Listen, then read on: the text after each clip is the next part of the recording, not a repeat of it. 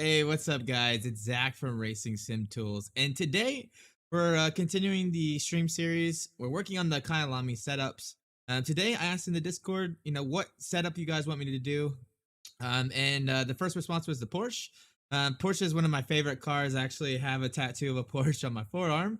So I thought, what a cool way. Let's go ahead and do the Porsche. We did the Aston Martin yesterday. We used that Silverstone setup, and the car felt absolutely glued. Didn't require too many tweaks from the Silverstone setup, which was a little bit odd to me. Just because the Silverstone setup's on that 2020 tire set, and Kyalami's on the 2019 tire set. But it worked pretty well. We made a few tweaks. If you didn't see that video, check it out. It was posted yesterday. Just before we get started too, I just want to tell you guys I've started a new series in the Discord. We're trying to figure out ways that we can improve the activity on that Discord, and I've started posting kind of like a tip of the day. Yesterday I talked about bump stops. Today I talked about aerodynamics and how the underbody generates those aerodynamics and how we can use those bump stops to tune that. Go check that on the Discord. It's under a channel called Setup Tips by Zach, I think. I don't remember, so don't hold me to that. But what's up, Bruno? How's it going, bud? Hey, Moise. Thanks for tuning in, guys. Let's go ahead and get in the car. Today we are rocking the Porsche 912 GT3. Got the RST livery. Love the black on the gray and black. Looks absolutely fantastic. Head and jump in this. I'm just doing a practice just to get the setup. Doing Kyalami. It's on that. Even though it's the 2020 rule set, it's still gonna give us the 2019 tires. So you just got to be kind of mindful of that. And then we're doing the Porsche. And we do have RST, so we'll be taking a look at the data as we develop this setup. If you guys have questions, please let me know in the Discord chat or in the comment chat. I'll try to watch it. It's kind of hard because the camera is on this side and my Discord or my chat is on this side. So if you ever see me looking down, that's what I'm looking at. But yeah, let's go ahead and get started. This car looks absolutely fantastic. I'm just gonna go ahead and load up the Silverstone setup. I've gone ahead and imported it. It's just the RST Silverstone setup from the website. I'm just gonna use that as a good baseline for us. Just renamed it. So the tire pressures, everything is gonna be completely off. When we do our setups, you always want to make sure that you're doing it in similar conditions. So we always do our setups for 23 ambient and 29 track.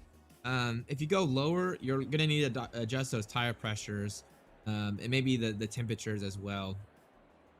Let's go ahead and load up. Hey, what's up, Cardo? How's it going, man? Welcome to the stream. So just a fair warning, guys, I have not done any laps with this car or the setup, and I can already tell my graphic settings are still set up for this. I'm gonna turn the frame rate limiter down too, just a little. I'm gonna adjust the. Looks like the audio is just a little bit on the low side. All right.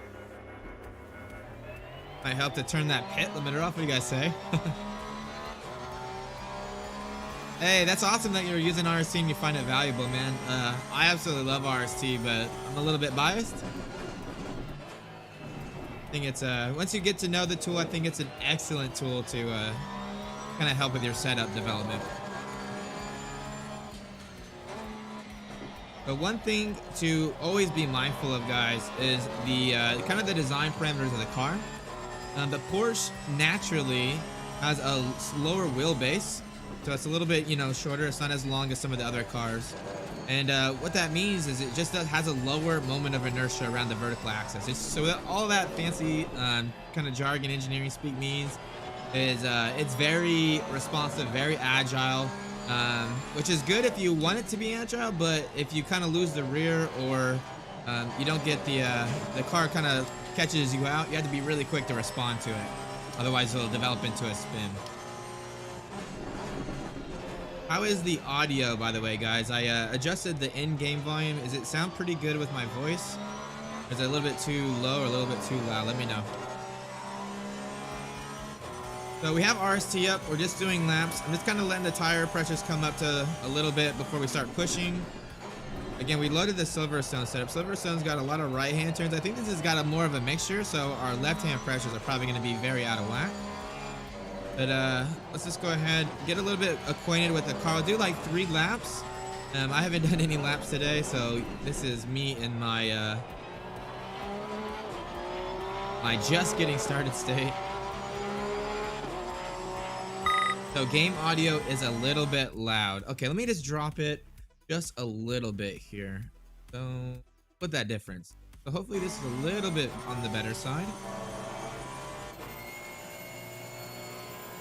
So that right hand pressures are looking nice and good. Go ahead and get a little bit more laps here. So when I'm doing these laps, I'm just thinking about how does the car feel corner entry, you know, mid corner, corner exit. That corner entry and the corner exit are kind of like the transient of the car. You know, the setup's going to feel different on that transient, make a pretty big difference on the driver, you know, the driver preference. I try to do somewhere in the middle where it's a good mixture between response and stability. Then obviously at mid corner, we're going to want this car to be as neutral as possible. So I'm going through here, I'm just kind of paying attention to the car. I'm not too worried about the balance right now, just because I got to get the tire pressures first. That's the absolute #1 thing that you want to do, guys. Get those tire pressures before you really start tweaking the setup. Right now, I'm just going to do a few laps, though, even with the bad tire pressures, just to get a little bit warmed up here as a driver.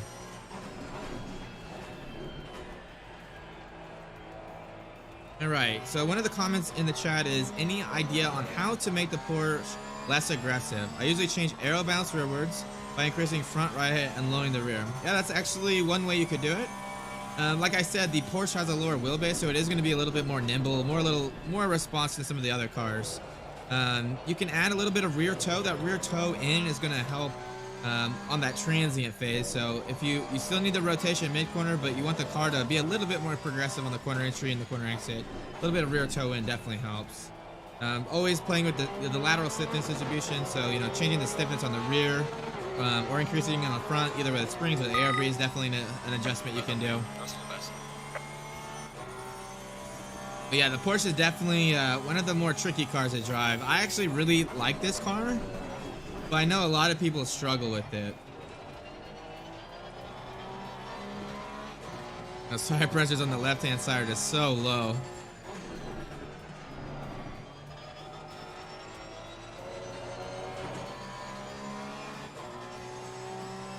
All right, we'll just do like another lap or 2, and then we'll go back, look at the data, and start tweaking the tire pressures.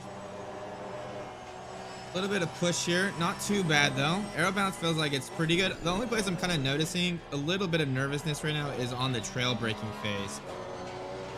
As I turn in on, when I'm a little bit too heavy, if I'm a little too much on the brakes on the turn in, I'm getting a little bit of the rear kind of coming out on me. So we can either do that with bump stops, which I actually talked about today in the Discord chat, of how we can use bump stops to increase the turn-in stability for high-speed corners where we're producing a lot of aerodynamics. If it's more the low-speed corners, though, we can do things like, you know, stiffen the front, or maybe add a little bit of rear, reduce a little bit of the rear rebound, right, to keep the rear tires loaded a little bit longer. A little bit of push there. So yesterday in the Ascent, we did mid 42s with fuel. I think this is definitely got it. We're gonna need the tire pressures. All right, let's do one more lap. It's already getting warm in my room. I live in Arizona. It's kind of the desert for those of you that aren't like super familiar with the United States, and it's starting to warm up. Usually in our summers we get up to about 120 degrees Fahrenheit, and it's really starting to warm up. The rental house that we're in right now, the AC unit is a little bit small for the house, so it gets really hot, especially in my game room.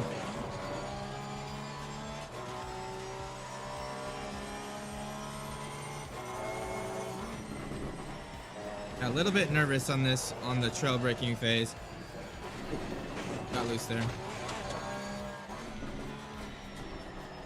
And I'm thinking definitely gonna need maybe a little bit more bump stops here. Love this track though. Kyalami is such a fun, it has such an interesting flow to the track. Love the elevation changes. Can only imagine how amazing this would feel in real life.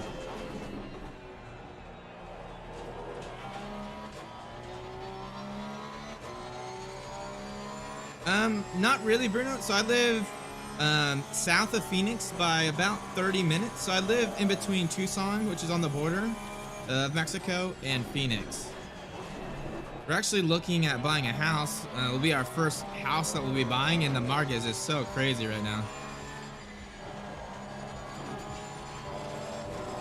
Yeah, it gets hot. So a lot of Moise, a lot of people, you know, they have humidity. The relative humidity here is really low. Like, typically in my room, it's like 30% relative humidity, which normally you're around like 45, 50. But okay, let's go ahead and look at the data. So the lap times are pretty slow right now. Last time we were doing like 44s, 42, mid 42s, high 43s. We're doing 44s right now, but let's look at the tire pressures. I think if we fix those tire pressures, we're gonna get a little bit better times here. Always start with the tire pressures in ACC. They're so narrow. You know, with a 2020 tire set, you want around 27.5. With the 2019 tire set, you really want around 28 psi. So let's go ahead and look at the data. I got RST pulled up here, and you can see I have some laps in here. I need to move my monitor. It's a little bit out of view. 1 second. All right, there we go, much better. And you know, I have some laps here. I'm just going to delete these 2 out laps here. So let's go ahead and look at lap 4. You don't want to select like the first lap or the second lap, because when you do that, it might your tire pressures aren't to a normalized state, right? They might be heating up.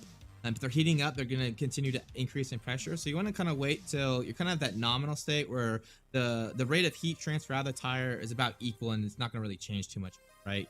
To set your pressures. So let's go ahead and do that. I'm just going to select lap 4. We're going to go to temps and then ABS TMP. Again, a lot of people get confused. They go to tire temps and they're like, hey, RC doesn't have tire temps and pressures. Like, what the hell? Well, tire temps, when we first made it, was using pressure temperatures and camber temperatures to figure out where to set pressures in tires.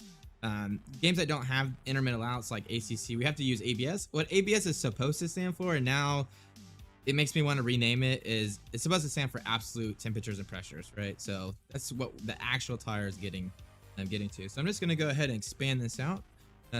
Just double click the graph and then control the double click to do the line. And then let's look at the pressures first. Looking kind of at the highest point here, let's look kind of coming out of that first sector. Again, with the 2019 tire set, we really want these tires to be right around 28 psi.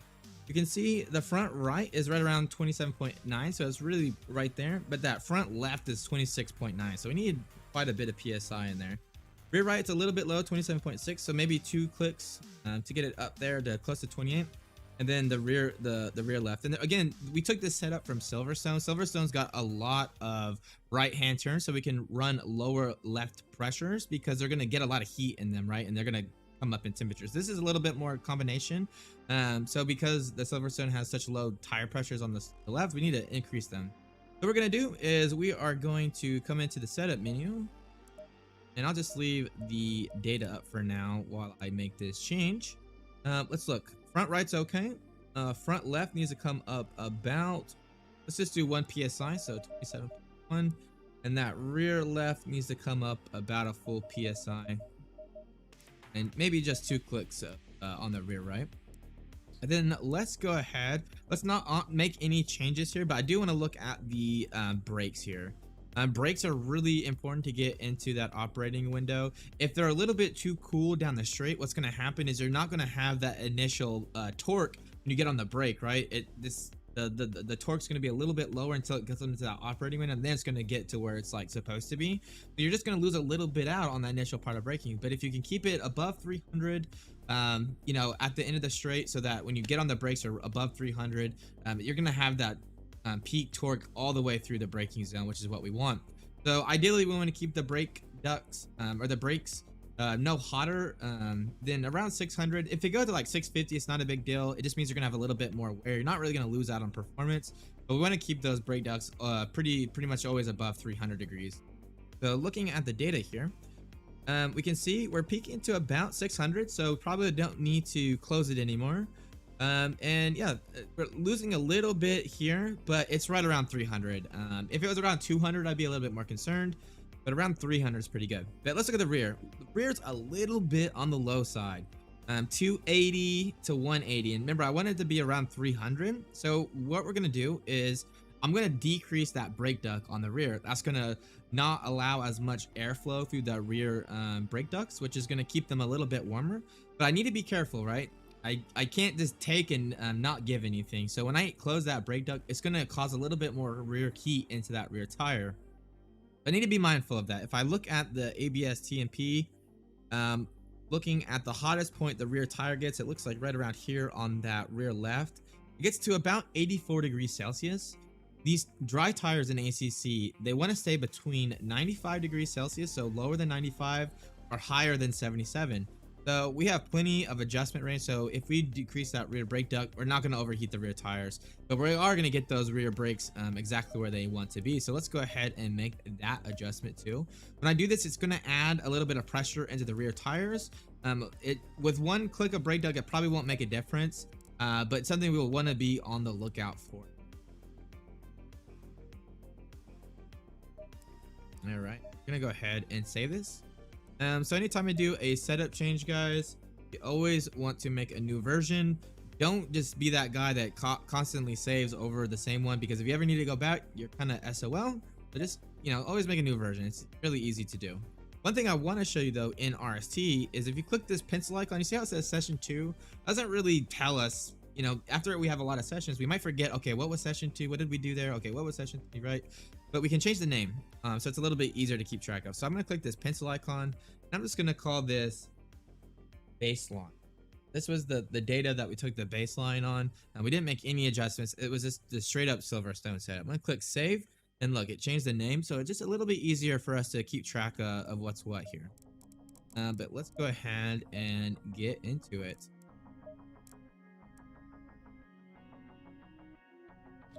So Global B said, can you control the brake temperature with the brake bias? Yeah, so naturally, as you increase the brake bias more forward, it means you're going to have a little bit more heat into the fronts, right? You move it back, a little bit more heat into the rear.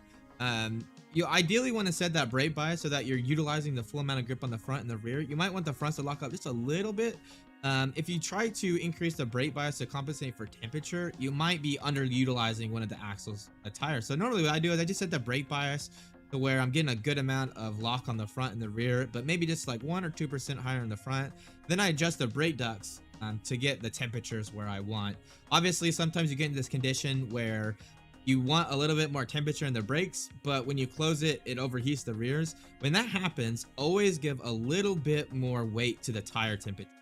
If you're a little bit under temp on the brake, but you're keeping the rear tires a little bit under the max thermal temperature, then always do that. Never try to do it for the brakes. The tire temperature is definitely the more important factor in that equation. But let's go ahead. We're going to go ahead and load up. Let's get it. So let's get back here. So again, all we did was tweak the tire pressures and close the rear brake ducts. No other setup adjustments. Always do the tire temperatures first. Tire temperatures, tire pressures, and brakes. That's always my #1 in ACC. We're gonna go back out. We're gonna do another 3 or 4 laps. Hopefully I can get the driver variability out here. And we're gonna give her a go.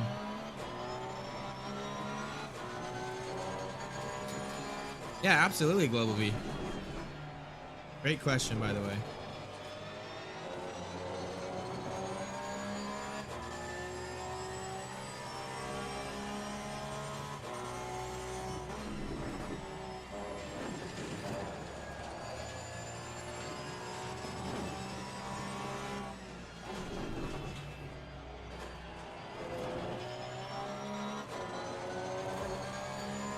Love the sound of this Porsche, man. It's so, like, I don't know, I just love this car.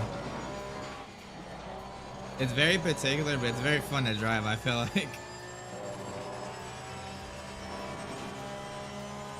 Which is funny because I like all the front engine cars. Like, it just really suits my driving style. I cannot drive the mid engines to save my life. Like, I can be competitive with them, but it's just not fun for me. But the rear engine mounted Porsche here, I'm not too bad with either. So kind of funny. I do the front engines and the rear engines, but the middle engines just throw me off.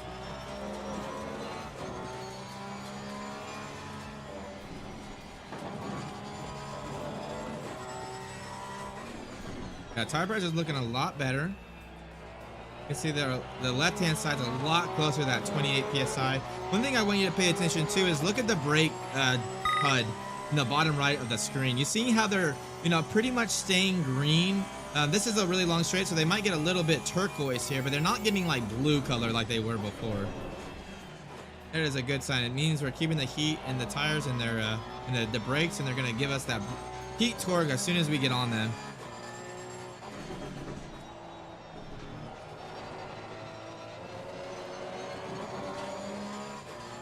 Oh, awesome. Yeah, I love ACC. RC can be a little bit overwhelming. What I would highly recommend, though, is just learn a few graphs at a time, Make some changes in the game. Understand, maybe kind of like what you're changing, right? Like the brake bias, like understand what the implications of brake bias are. And then go look at the graphs, right? Look at the wheel slip. See how those things change as you change the brake bias. A lot of people, they get into RC and they get so overwhelmed because we have like 120 something graphs. Just start small. If you try to look at all the graphs all at once, you're going to get overwhelmed, and I don't even do that. I use our telemetry to try to understand what the car is doing, right? So if I go into a corner, it's a low speed corner, and on the trail braking phase, I get like snap oversteer. That already kind of keys me to think of, okay, what's the wheel slip? I want to see if maybe I have the brake bias too far back. What is the differential doing? Maybe the differential is unlocking mid-corner, which is causing me to get a little bit unstable. What's the lateral stiffness distribution? Do I have too much rear stiffness? Things like that, right? Once you get a little bit more experience with it, you'll start to think of what you need to look at in what situations. And look at that time, we're already way quicker. Yeah, I love the Audi. I actually like the Audi at Imola, though. That car felt pretty good there. We already lost a bunch of time here in the 43s. I think we can still continue.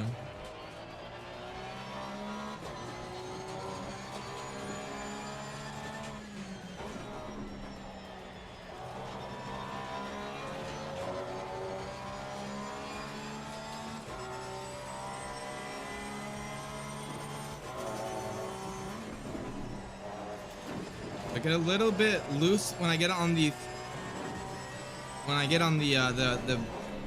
brake there. Like I said, it's getting a little bit unstable.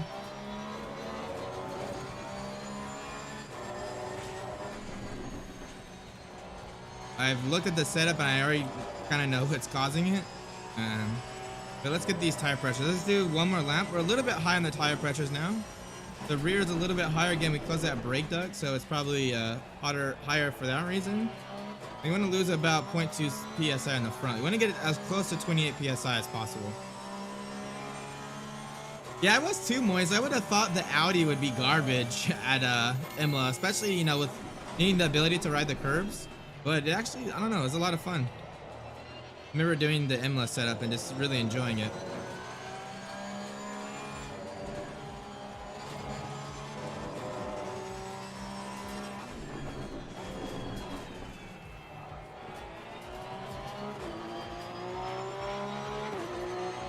All right, I think that's gonna be good. Let's just do one more lap so I can do 4 laps at a time. I like to keep it consistent with how many laps we're doing.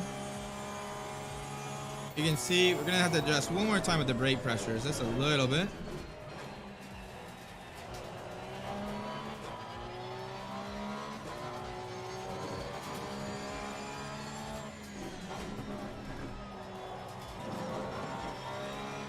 Car feels pretty neutral. Really, the only place I'm having problems are the high-speed corner entries.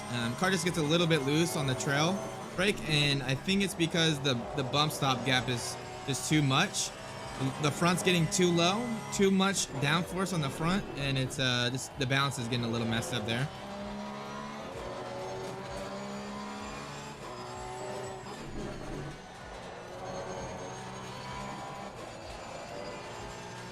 Yeah, that feels really nice. No understeer like we had yesterday in the Aston Martin.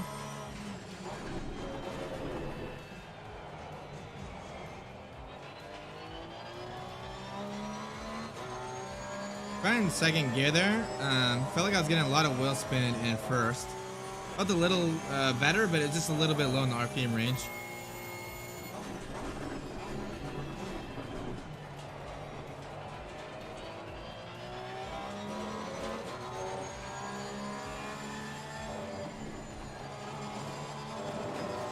There we go.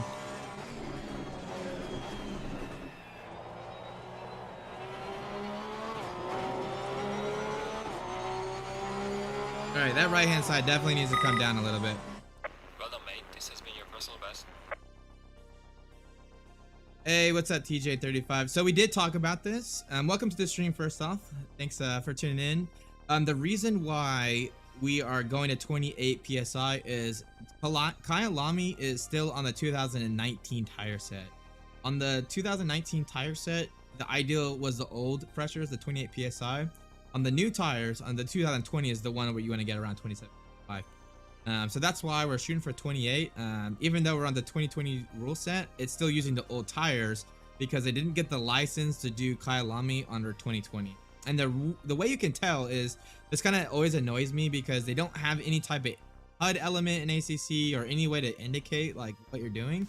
The way to tell is look at your cambers. If you're on the 2019 tires, it will actually allow you to go above 3.5 degrees of camber on the rear. If you're on the 2020, it will limit it. That's pretty much the only way that I have found to identify what tire set. There's no HUD element, nothing. It's really confusing. But yeah, that's actually why these setups are a little bit harder for us, is because all of the setups we've done for RC so far have been on the 2020 rule set. So the setups are a little bit different. The tires are a little bit different. So you got to do a little bit different approach with this. But not too bad. I'm pretty happy with the setup. We're going to work on that high speed stability. And I think that'll get us into the 42s. But first we need to adjust that tire pressure. The rights were a little bit too high now. Oh, they added something in the last update to tell you. Oh, I did not know that, Speed. Where does it tell you at? Oh, actually, here it is. I see it. So if you look up at this little thing right here, it actually tells you 2019. Nice. At least they added that. That was really annoying to me. Like, as a developer, I get it. Like, you know, sometimes user experience feedback is like, okay, it's like a suggestion, but dude, come on. Like, you have to have some type of indicator telling you like what the configuration of the car, especially when it's the tires, right? Like, the tires are so critical for the car. But let's go ahead and look at the data again.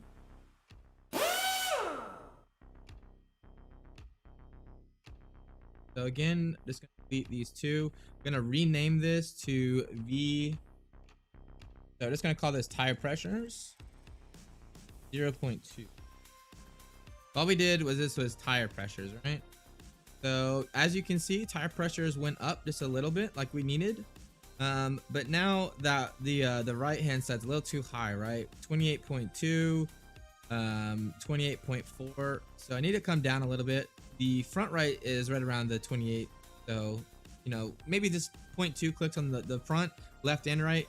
The rear left though is 28.1. So maybe a click there, but 3 or 4 clicks on the. So let's load the V2. Arrow. Okay, here we go. So we're gonna tire pressure. Okay. 2, 3, 4. And then like.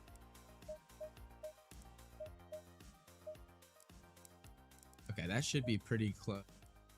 So I'm just gonna save this as 0.3 in the setup. And then let's talk about the balance, guys. That last run, it could definitely give me a little bit better information about the balance now that we're a little bit closer to the running tire pressures that we should be. One thing I noticed is the balance feels pretty good. One thing that kind of stuck out to me is corner exit on some of the lower speed corners. I was getting a little bit of wheel spin. So we might adjust the rear toe, might adjust the rear camber, we might soften the rear, right? I don't want to soften the rear. It's going to be a big adjustment, so we'll probably make a toe adjustment, camber adjustment. Another thing that I noticed is on the high speed corner entries, so that right hander that's kind of downhill, and then that like over the crest left hander that goes into an uphill right hander, I was getting loose there when I was trail braking. When it was mid corner and corner exit, car felt really good. So that kind of tells me that, again, the bump stop gap is too high, or I'm using too low of a bump stop. So I'm going to look at the setup here. Let's look at the mechanical. We're going at the bump stop. So I'm using an 800 rate on the front and a gap of 5. So that is a pretty big gap. There's not a lot of curbs here at Kyalami that we need to ride. There are a few like pretty big curves, but they're sloping. They're not like sausage curbs. The final turn, the second turn, that right hander, you get close, but if you hit it, you're dead anyways. So what I'm going to do is I am going to decrease this range 2 clicks. That should give me the high speed braking stability that I need to make sure I don't lose the rear. That way I'm not going to adjust the mechanical balance of the lower speed turns. It's just going to be on that trail braking. The corner exit should still feel the same. Let's see how this does. I'm literally just trying to improve that corner entry high speed understeer, and let's see how she feels. So one thing I do want to check just real quick is let's look at the tire wear too. Tire wear is the lowest on the rear, 2.82, but 2.85 on the front, 2.87 on the front, 2.85. So that left hand side is pretty good. The right hand side, where we're in that rear right just a little bit. We might be looking. Let's look at the inner middle out. So inner middle out, the rear is 6 degrees. 6 degrees on the rear left, 5 degrees on the front, and 6 degrees. Okay, so we have a little bit too, probably a little bit higher camber on the rear. So I'm just gonna try dropping that. It should help us stay a little bit more planted on the exit, giving us a little bit better traction out of the corner, especially on that like left-hander that has a really long straight on the back straight. That'll give us a good run out of there. See if that helps with the tire wear as well.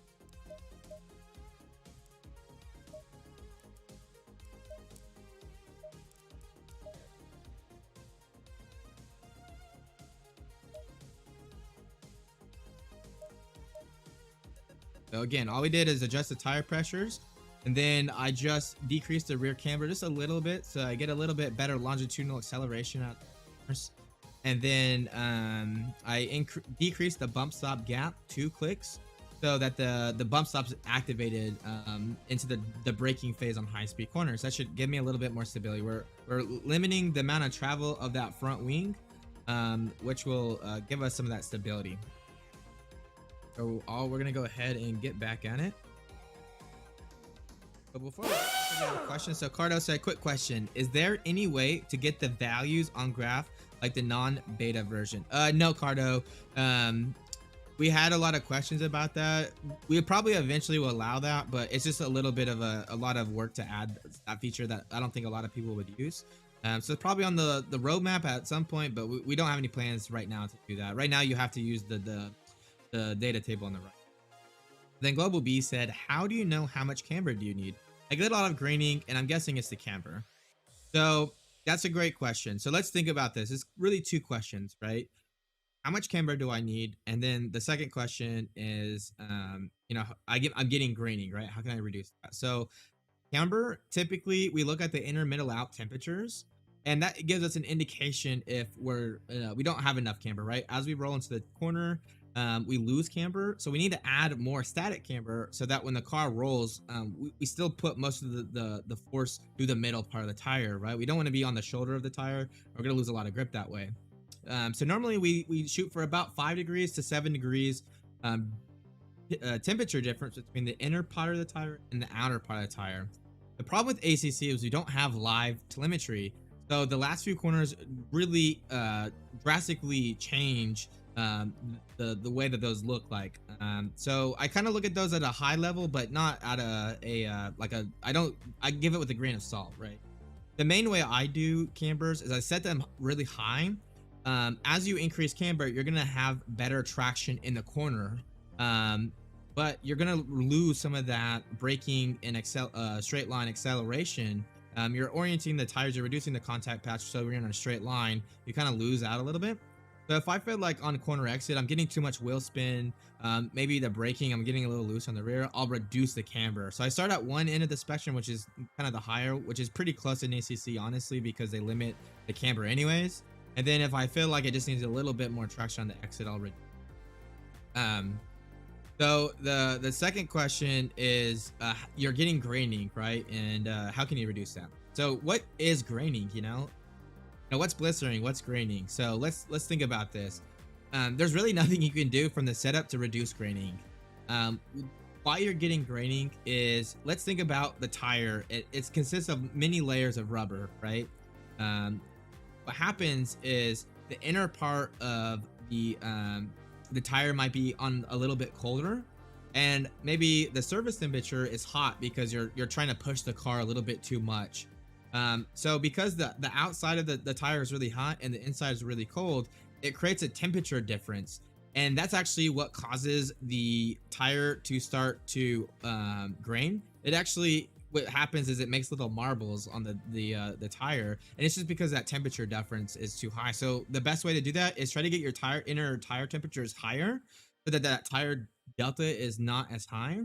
A lot of people, what they do is they push too hard on the outlap when the tires are really cold.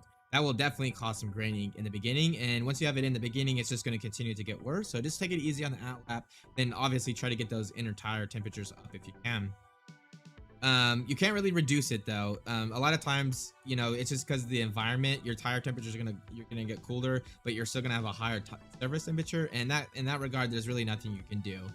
So I know graining, but I already know that I'm gonna have it if I'm not getting the tire temperature in that window that I'm looking to get it into. If I'm looking at my tire indicator in the bottom right, it's like a little bit blue. I don't need to know like what the graining is. I know I'm gonna have some graining just because that temperature difference between the inner part of the tire and the outer is higher. Camber is really not going to do anything there to help you in that regard. You just got to get that inner tire temperature up. That's a lot of time. But let's go ahead and load that setup and get it. So again, not too many adjustments here. Just added a little bit of bump stop to increase the high speed stability, and then a little bit less rear camber to get a little bit better traction out of the corners. So I just need a drink of water there. My mouth gets so dry talking with all these setup adjustments and stuff. I could just talk about this stuff forever.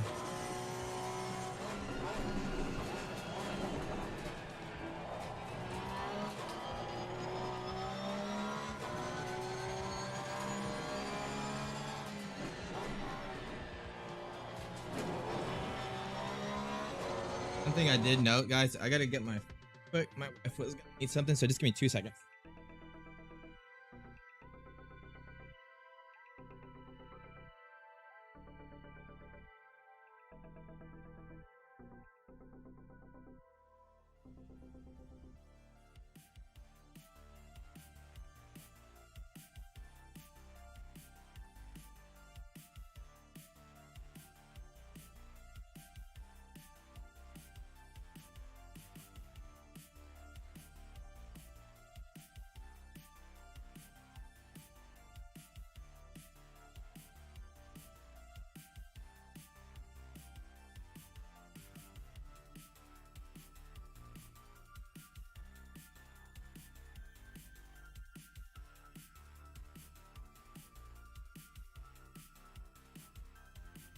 All right, sorry about that, guys. Like I say, happy wife, happy life. Do not want to make my wife mad. She never lets me live it down. No, you're good, Global. That's the whole point of these streams, man. Oh, so much better there. So much better. But yeah, that's why we do these streams, man.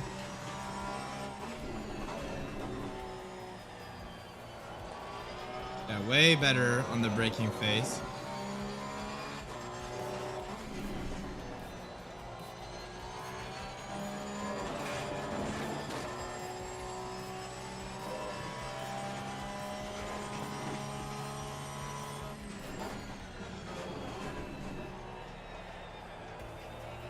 I'm getting a lot of screen tearing. I'm gonna make a quick adjustment here, guys. It's annoying me.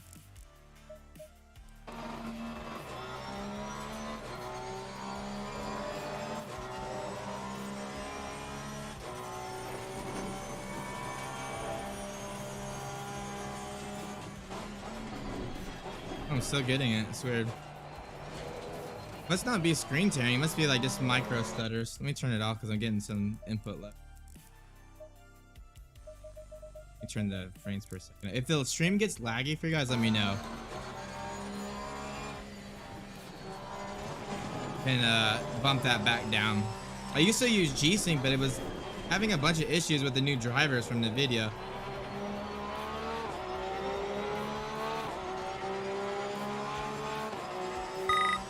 Love Kyalami though. Car does feel a lot better. Let's go ahead and start really pushing the car.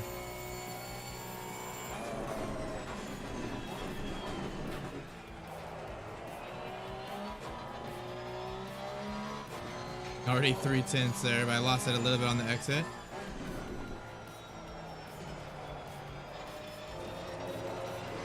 Come on. Does the wife control the quality of stream?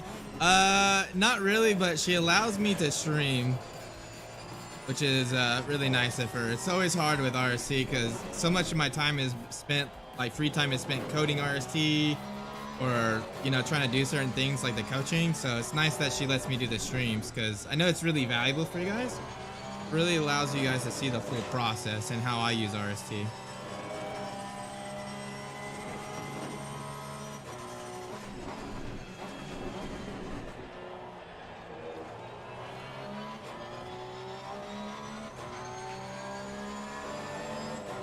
All right, we made some driver mistakes here, so let's do a Formula laps. Pressure's looking pretty good though.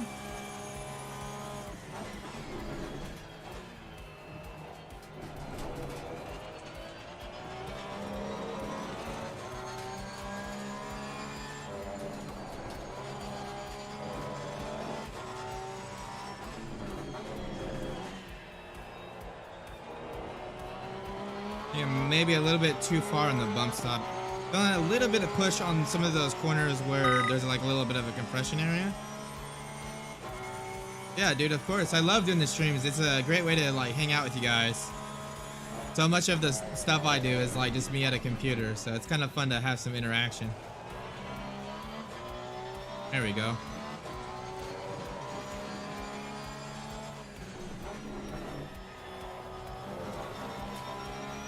Nice. I felt really good there.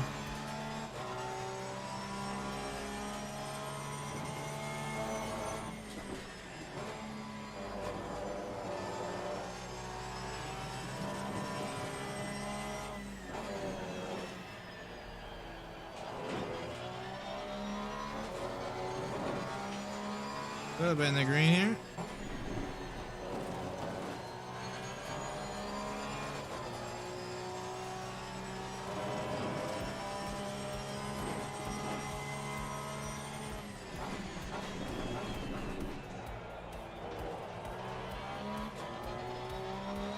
Oh, look at that. Woo. Almost 4/10 on the exit there. Let's go.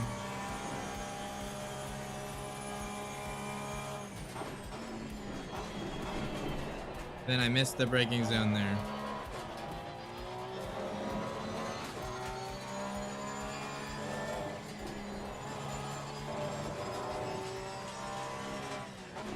Okay, so mid corner, I'm getting a little bit of push with the higher brake bump stop.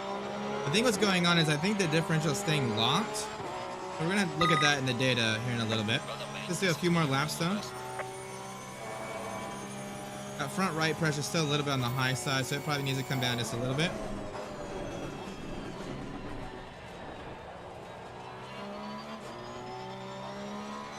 Very nice.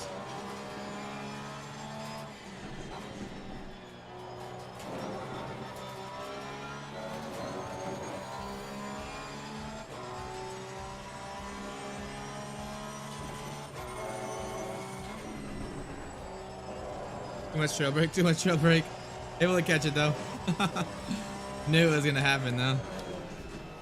It's funny how you can just feel that coming. Like you just feel the onset of it, you know?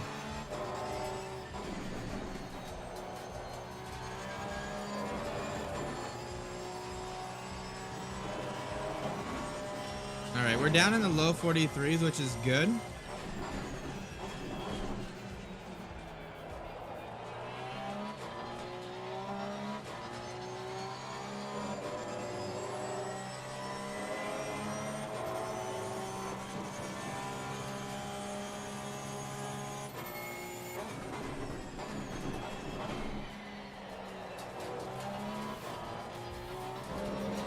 Oh, there we go. 310s, baby.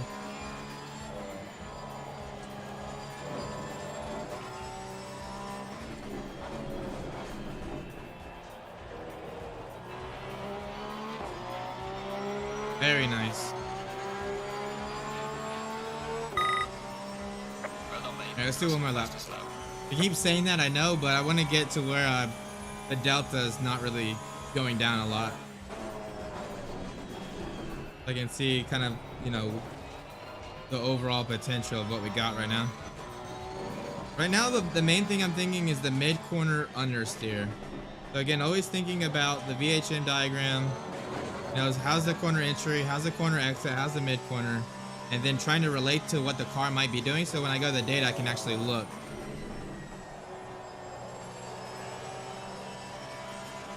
There we go, nice.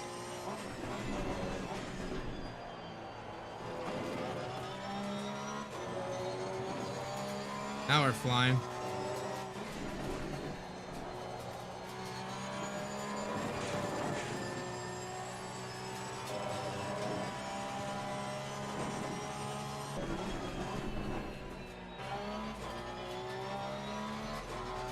Oh, yeah, I keep thinking like I've maxed the car out, then I go like 4 or 5 tenths faster.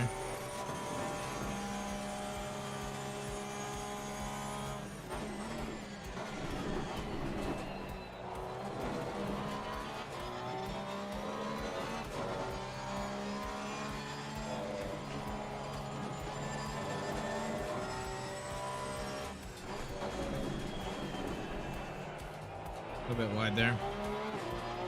6 tenths. I'll take that. Alright, it's a pretty good pace here, actually. It's a little bit tricky. A little bit nervous, but it's not too bad. It's pretty manageable still.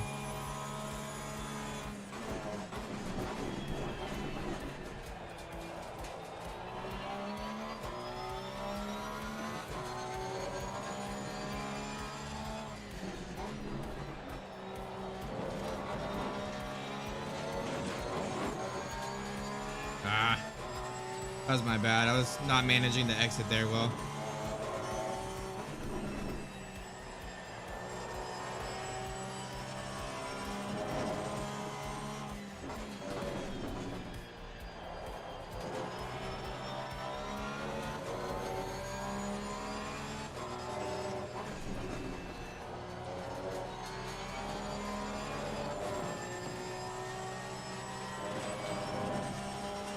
All right, I think we've maxed out the car pretty much now. Or at least my skill in this setup.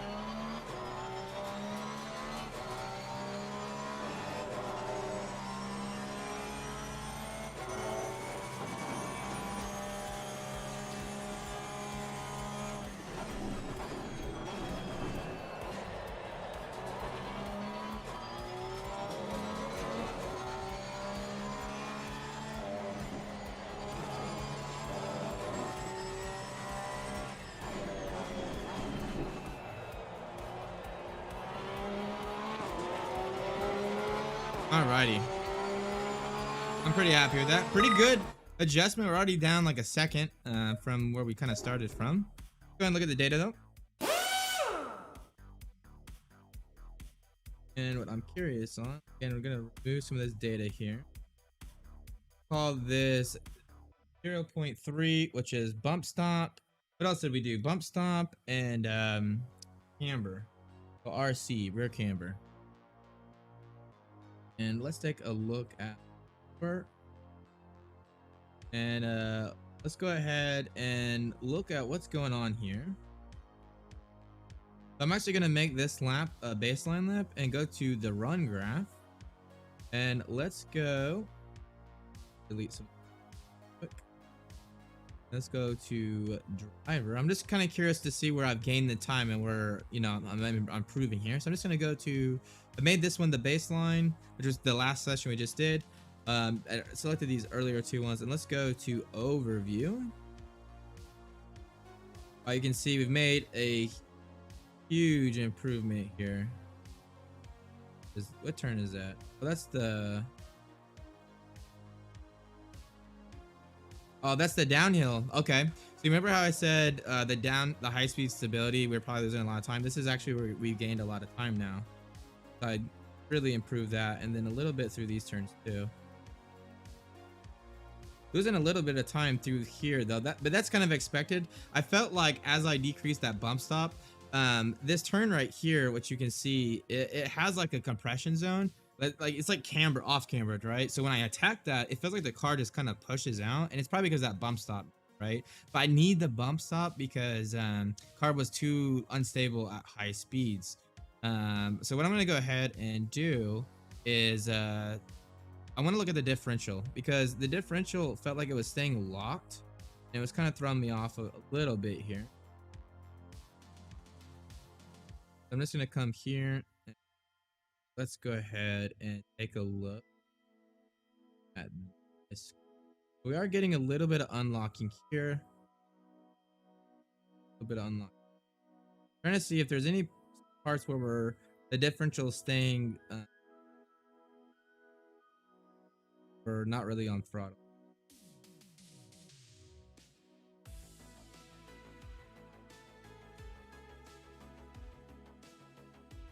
I really don't need to mess with the preload. It's pretty much staying pretty unlocked through most of the corners anyways. If I were to decrease the preload, it probably wouldn't really do anything, honestly. This corner, like the corner where it's like a kink. Okay, so it is unlocking there a little bit. So I guess the push really isn't caused because of the diff, actually. If the differential was stayed locked here, that would make me think that the differential staying locked mid corner, which would add a little bit of scrub and a little bit resistance to turn in. Hey, what's up, Epic Sim Racing? How's it going, bud? Oh, nice. I didn't know the console's got a new update. That's pretty sick. Right now we're just hanging out doing the Porsche. Yeah, it's a lot of fun at Kyalami for sure. A lot of fun for sure. Trying to think, what do we want to do here? Look at the stability graph.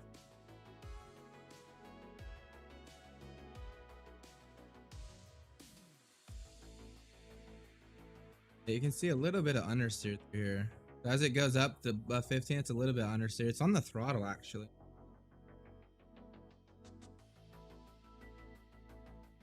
Can probably go back and change the rear camber up just a little bit. We probably split the difference just a little bit too far. I'm gonna actually look at that real quick. Inner middle out is now 5 on the rear, so we did bring it down just a little.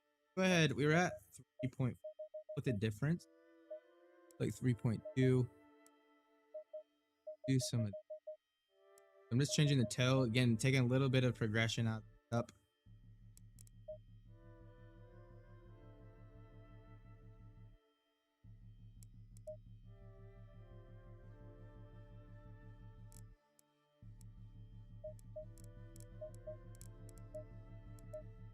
Should be pretty.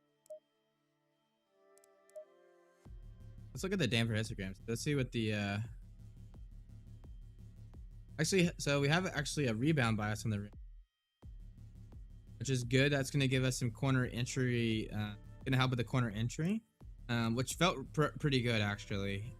Not like a lot of oversteer or understeer. Really the only thing that was giving me a headache as a mid corner was getting a little bit of pushy. We could try bumping, let's try moving the front ARB down. Reducing the front ARB is going to move that lateral stiffness distribution back just a little bit. Let's go ahead and look at that too.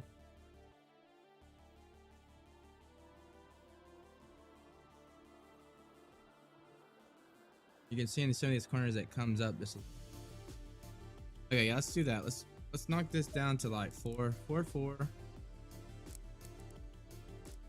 Should be pretty happy.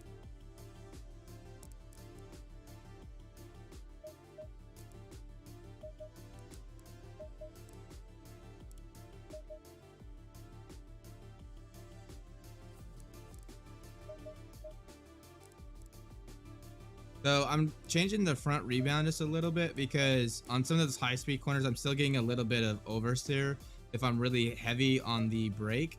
And what happens if you have a lot of rebound in the front, when the front goes to retract, you would reduce the front arrow.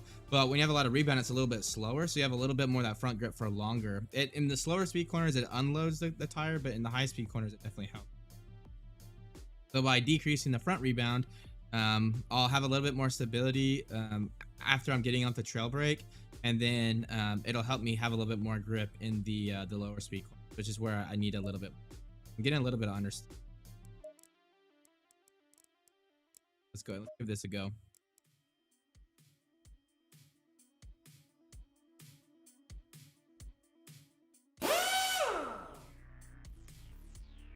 Oh, nice, dude. What rig are you getting, man? Yeah, Epic Simulator. This is like the whole point of why I do these streams, man, to kind of go through my process and my thought process. So right now we're just trying to fix this mid corner push right now, and I'm looking at the differential, and it wasn't staying locked. I was thinking maybe the differential was staying locked, which was giving us that mid corner push, but that was not the case. So we adjusted the front rebound a little bit. We reduced it, which should give me, if I just don't miss my braking zone here, to give us a little bit more front grip on slower corners, a little bit more stability in the high speed stuff. Oh yeah, that's nice. Tire pressures are still low though, so let's wait until we see.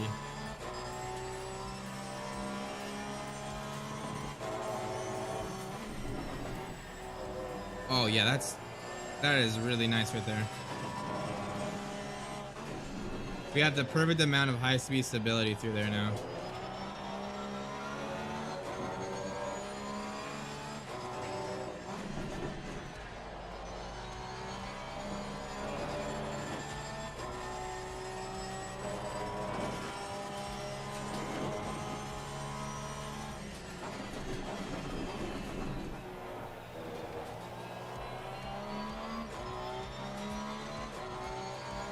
This is feeling real good. I'm excited to see what the times we do now.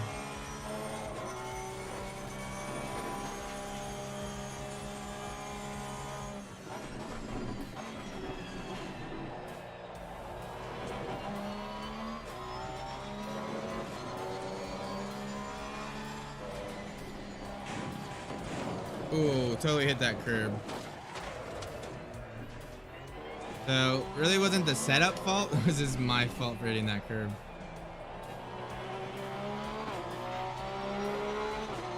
Oh, very cool, man. Yeah, I have a Simmagic. I've been looking at the Simi Cubes, though. Another pretty sick wheels. I know a lot of people like the VRS one, though.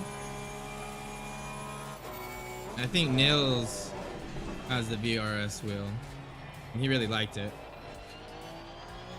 The VRS wheel kind of scares me, though, just because, like, I don't know, the support for a wheel that's made by a smaller company makes me nervous, right? Like, what if they stop updating it, and then you'd have a wheel that you paid a lot of money for that they're not including in new games? Oh yeah, that is perfect. Wow, that high speed stability is like right on the money now.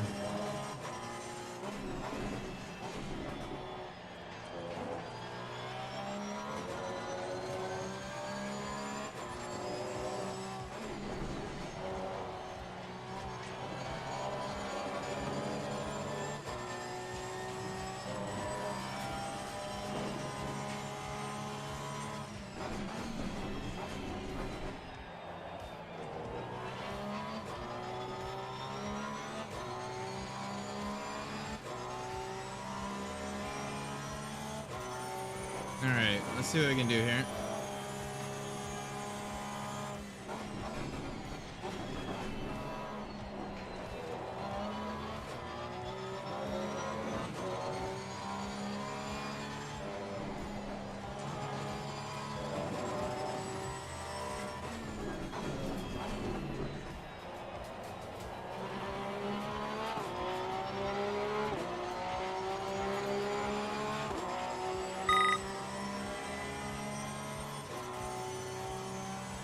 Alright, let's see if we can get a mid 42. Hard feels just really good. I just don't know what the pace is.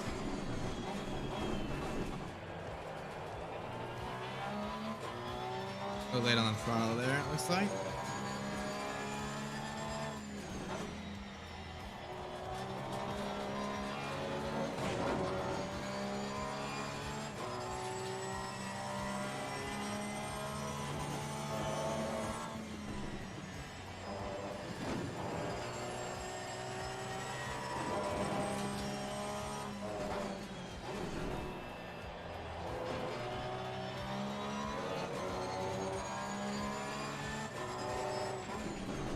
I love it when you like the car starts getting close to where you want it to be because it just like becomes fun, you know? I think that's where a lot of people get frustrated with the game is they just don't know how to do the setups. And it's not fun driving a car that is not predictable, right? But once you get the setup to where it kind of like just does what you want it to, it's a lot of fun.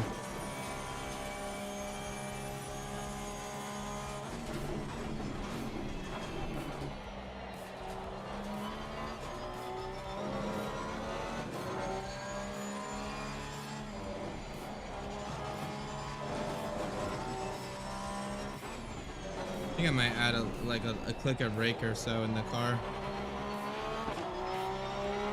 Just want a little bit more corner entry response. It's not bad. I want it to be a little bit more responsive. The increasing the rear ride height, that's where you're gonna really notice it is on corner entry, and mid corner as well a little bit, but mostly corner entry. It's really gonna increase the response in the car.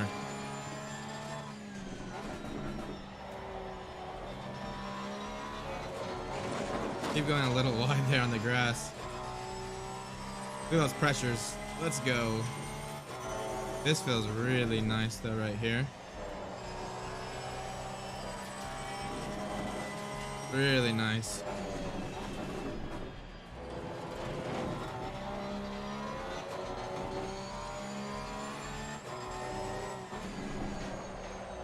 Oh, too much trail brake.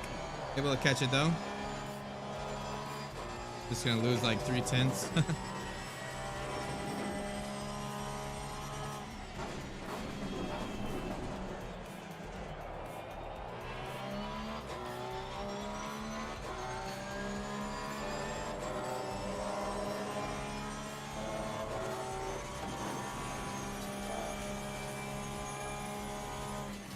Come on.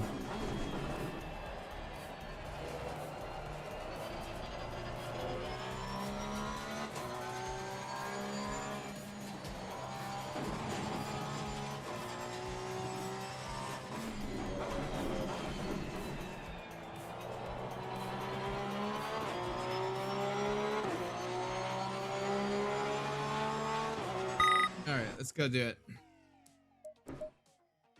Yeah, the thing that we were looking to resolve felt much better. The high speed stability feels perfect. Really no issue there. Let me read the chart real quick though. Global B said, I have an idea on what settings in the setup do, but I don't know how to tell if my springs are too stiff or if the anti-roll bars need more adjustments, etc. Can I see that information in RST? So you kind of can.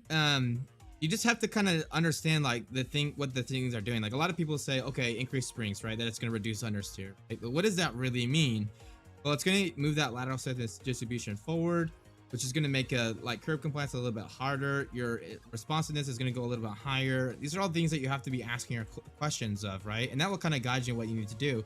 What RST will do is show you what the car is doing, right? So if I'm seeing a behavior and I think, okay, I think there's like these 3 or 4 things that the setup is doing, I can then go to RST, look at the data and try to see, okay, yeah, oh, yep, it was the differential, or oh, yep, it was the brake bias or whatever, right? The telemetry is giving you that word of truth that you can look to see what the car is actually doing. Nice, Epic. Yeah, we're doing 23C temperatures with a full fuel tank, so we're not going to be anywhere near like qual pace, but I think it'll be pretty good. If we can get to mid 42s, I'll be pretty happy because that'll put us pretty low in terms of qual trim. But let's go ahead and look here. I think I want to add just a little bit of rake here. Yeah, let's look at the data here. I'm gonna call this, I think we're on set a bit of rake. We're on 4 right now.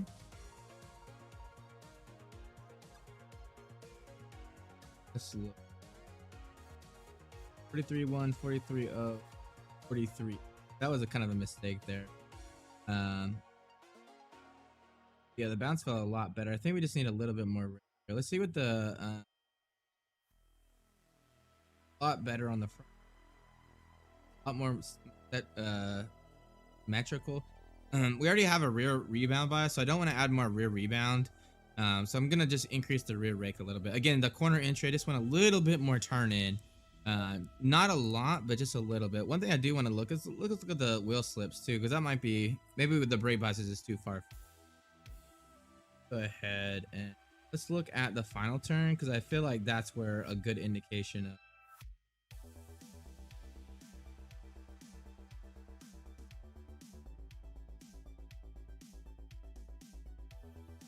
look at this data. Oh yeah, the brake bias way farther forward on the front. About look at some of these other turns real quick. Oh yeah, we're way underutilizing the rears. Okay, we can move the brake bias farther back, so let's try that.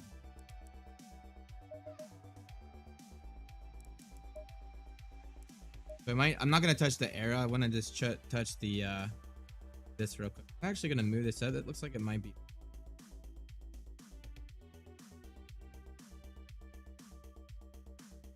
It's got 100 on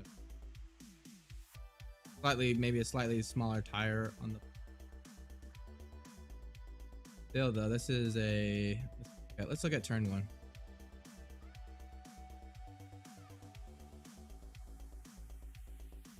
Okay, so here at the end of the trail brake, the front is at 7 degrees of front slip and the rear is at 4. So we're way underutilizing the rears there. Yeah, we can definitely get away with this. So, okay, let's go ahead and make that adjustment.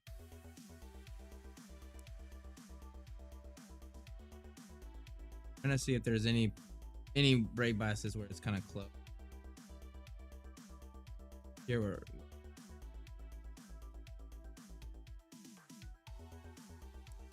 Let's move this to 52.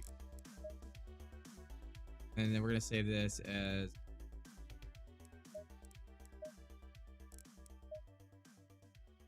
Oh, I misclicked and I don't know what it was at before. 53.2.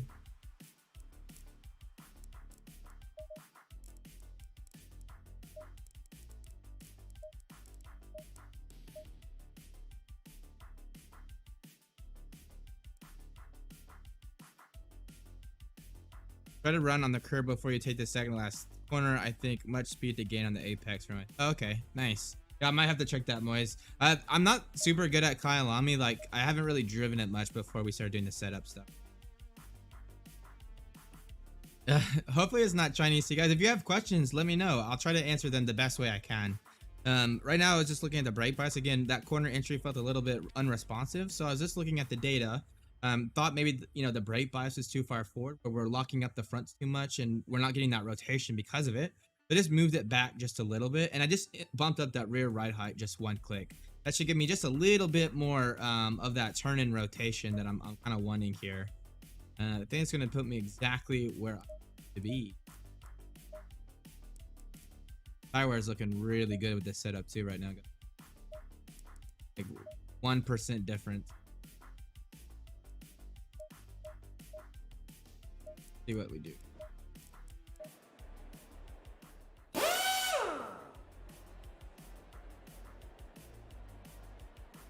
Wish my stupid chat was on the same window as the camera. It's so weird, like looking back and forth. Epic said it took me 2 to 4 months to understand things, but now when I race, I can instantly get the idea of what to change in the car and what I need to have it. Yeah, exactly, man. It just takes time. You know, RST is a tool. It will help you improve the efficiency at which you do setups, but you still got to have some of that knowledge, right? So we're trying to figure out ways that we can make the knowledge a little bit more accessible to people. But it can be a little bit challenging for sure. But hopefully these streams and, you know, the articles I post on RST will help you guys.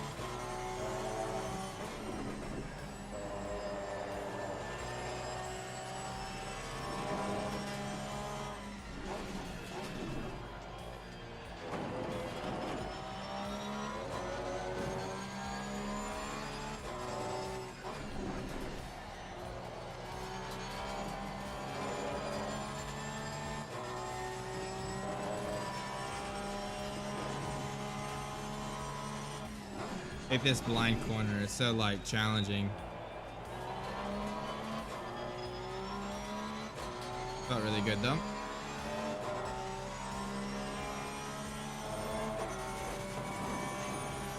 Very nice. You guys got any cool plans this weekend? I get Fridays off. So tomorrow is the start of the weekend for me, which is pretty sick. Totally did not mean to clip that time. So Moy said the cover this in. Oh, okay. I see what you're saying. Yeah, it's got a little bit of an inside camber that you can hook the car around, huh, Moy's?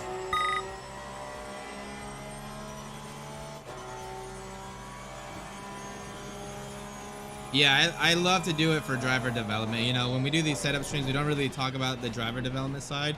When I do the coaching, the one-on-one coaching, I almost talk exclusively about the driver development stuff. It's a really good training aid to be able to, you know, get ready for a big race. God, this car is starting to feel really good. 16 hours of ACC, damn. That is a lot of racing.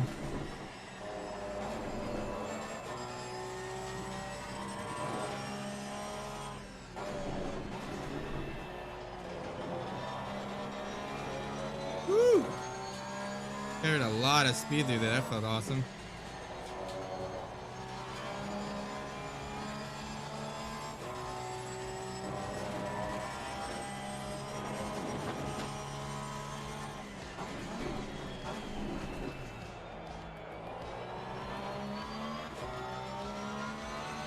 Look at that delta. Come on, get green. Come on, stay green. There we go.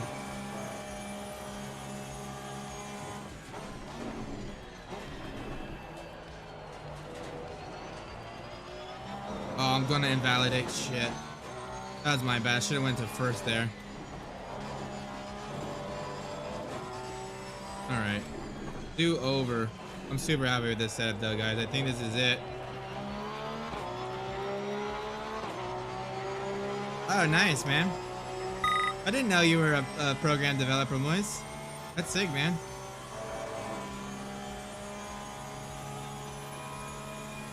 Not fun to be working, studying for school, though. Very happy I have those days behind me. I remember when I was doing engineering school, one of my years I was in school, I did an all-nighter for finals week, and in the US, the way you do finals week is all your tests are like the final 2 days. So one of the days I had like 3 or 4 tests. So I ended up staying up like 3 days straight cramming. It was the dumbest thing I've ever done. I could never do that now, but I passed, so that's all that matters, right? But I probably lost like 10 years of my life in school doing all-nighters.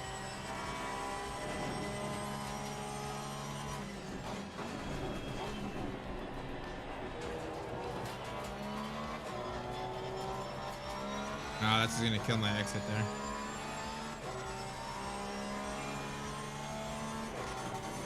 Oh, dang.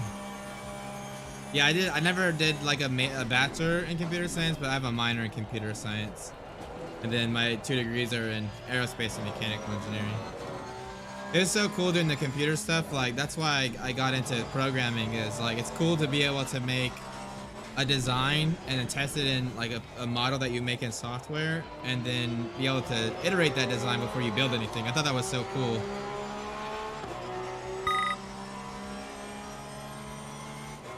All right, let's focus here. I think this is the setup, guys, but I want to see a green lap. The car just feels so easy to drive now.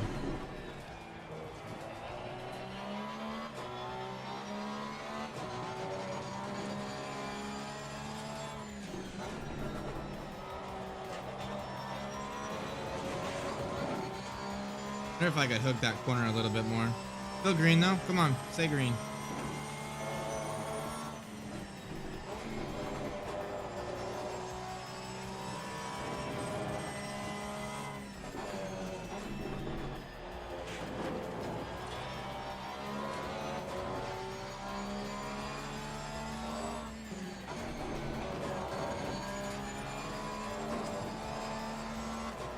Oh, just understeer through there. What is going on?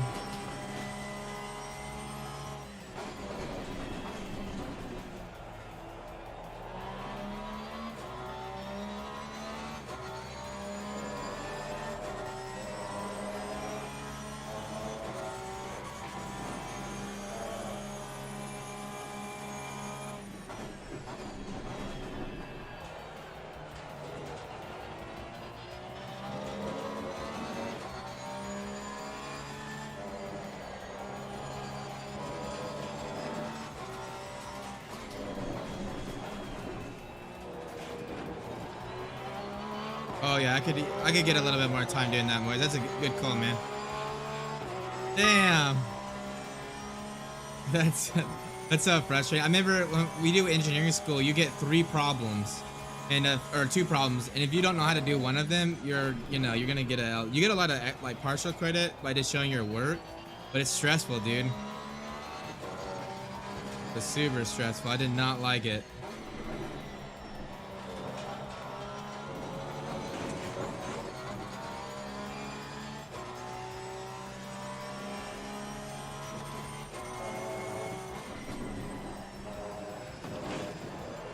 Ooh. Hit that curve on the inside.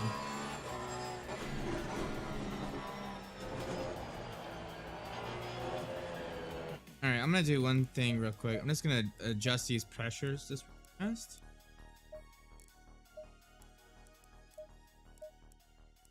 And then one thing I want to show you guys is, let's look at the roll gradient. I want to increase the rear spring 1 click.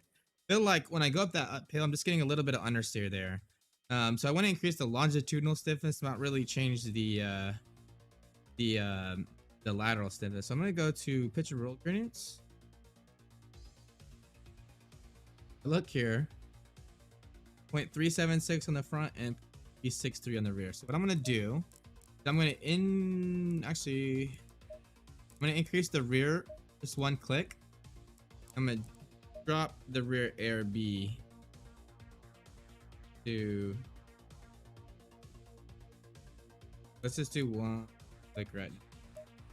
So basically what I've done is I increased the rear spring to get that longitudinal stiffness, so when I get on throttle, it doesn't push out as much of that downhill section. But I've decreased the rear ARB, so my mid corner behavior is the same, right? If I didn't change the rear ARB, I just increased the rear spring, not only would I have more like a little bit better like on acceleration where it would like rotate, but mid corner I'd have more rotation too. And I really like the mid corner behavior right now, so I just want to test this to kind of see this kind of what it goes. So what I'm doing with the data is I just dropped that. I want to see that the pitch gradients after that change are pretty close. If the rears change too much, I might drop it 1 more click of ARB.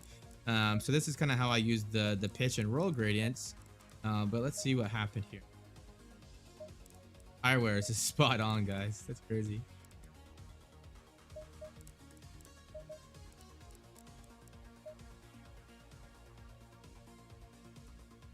Oh, that's crazy. That's pretty cool, Moise. Sick. Get back to the...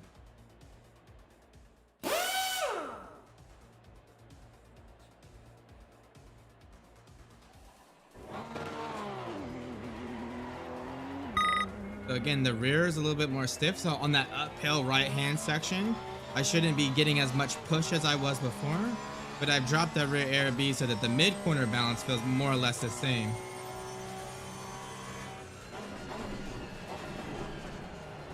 And I'm using the roll gradients to help me do that. So after this, if the rear roll gradient has changed a lot and it's not back to where I wanted it to be, what I'll do is change the ARB even another click. So I only did 1 click. Typically 2 ARB clicks is about 1 spring click. But I think this is where it more or less needs to be. So let's see.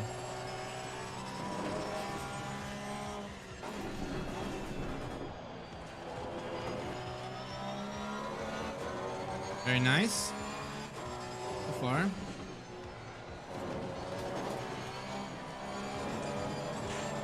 Yeah, much better through there. Way less push of the uphill section.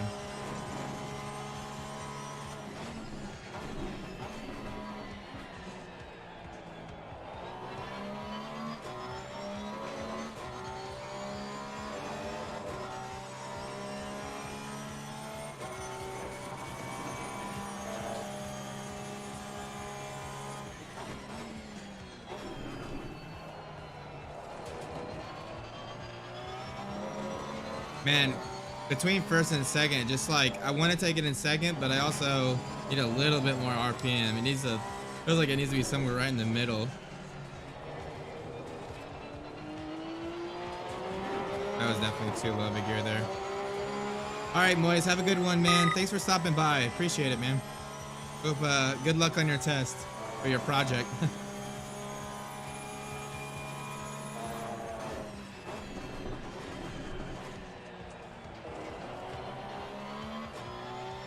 All right, slightly up now.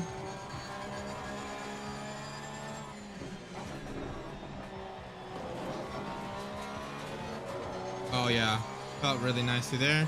Maybe I lost a little bit on the exit.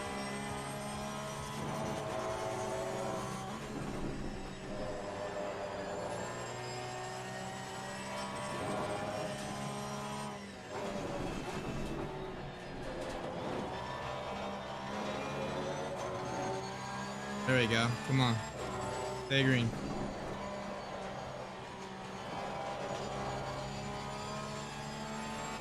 Oh. Got a little too aggressive in the braking zone. I just lost it a little bit.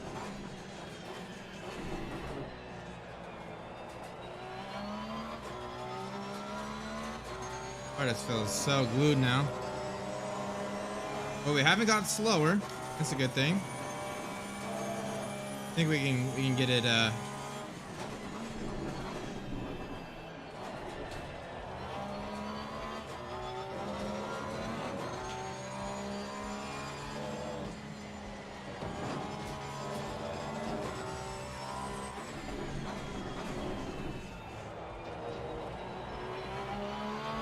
nice. Come on. We're gonna do like a pretty much a flat, yeah. That's consistency there. 0-0 on the delta. Absolutely insane. All right, let's see.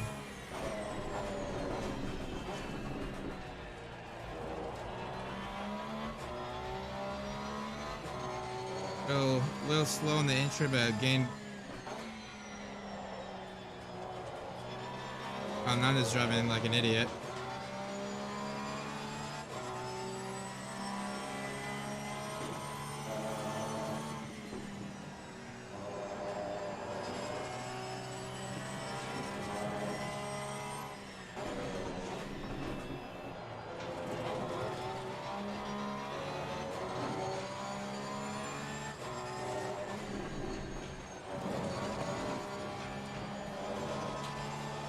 Yeah, way better through there. Way better. I even took a bad line. I think this is going to be good.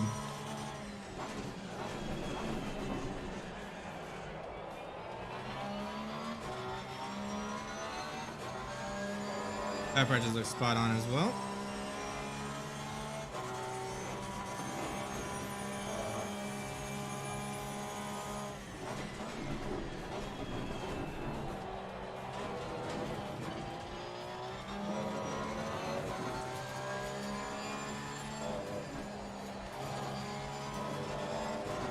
Alright, let's try to do a good lap here now.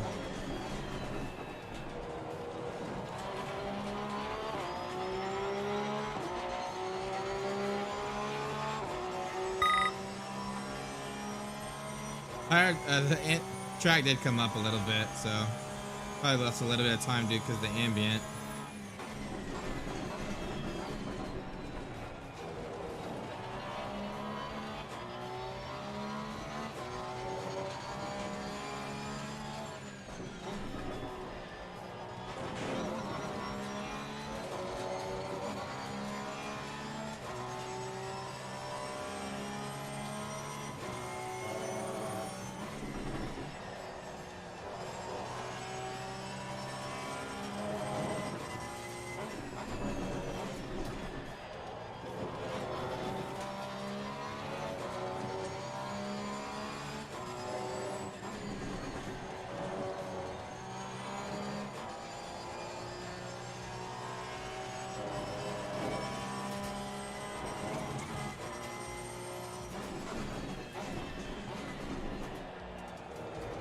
Come on.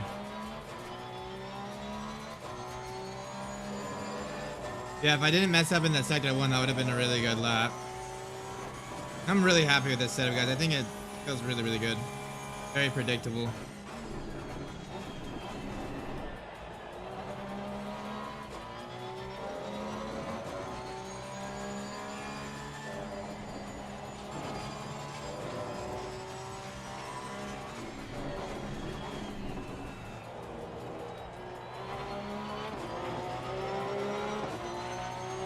Another flat 0-0 lap. Okay.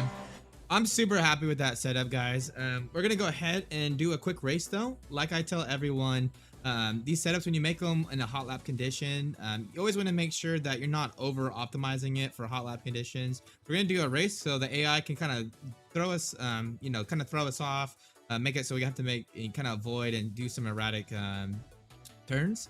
And make sure that the car is still very drivable, right? We want to make sure that we can kind of have some headroom, so if something comes on the track we need to turn, we're not going to just, you know, spin the car. So we're going to go ahead and race and do what I call like testing the raceability of the setup. But let's go ahead and do it. Before I do that though, let's go ahead and look at the tire wear just real quick. We'll show this to you guys. Look at that tire wear, guys. 2.91 on the front, 2.91 on the rear, 2.92 on the rear left, 2.93. Cannot get any more even on the tire wear than that, guys. I'm super happy with that. Go ahead and get out of there. Hey, what's up, Andrew? How's it going, man? Let's go ahead. We're just going to load up a practice race here. We're going to do a quick race. Let's do, you know, just 15 minutes, 30 cars on the grid, and let's get it.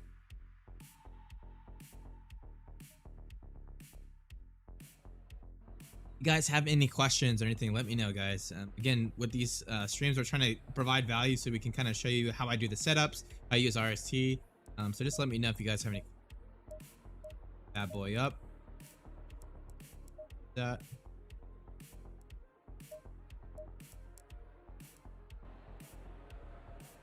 See what we can do. Let's see what damage we can do here, guys. I think yesterday in the Aston we got P6. See what we can do in the Porsche. This is my baby. I actually drove this car in the last league that I did. Very fun car.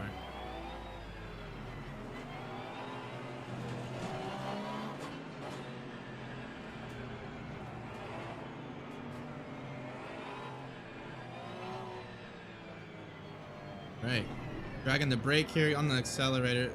And by the way, guys, thank you for stopping in. It's always so fun to have people to kind of hang out and talk with. If you like the video, be sure to hit it with a like or even a dislike. Any kind of activity helps. But we are green. Let's get it. Car on the left. Oh, we're gonna have to lift here. Finally got a bad start, but Clear on the left. not trying to win into the.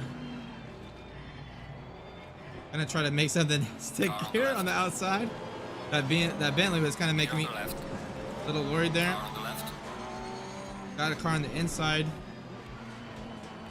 Clear on the left. Car All right, good exit there. Held our position, still in P10. We haven't lost, but we haven't gained.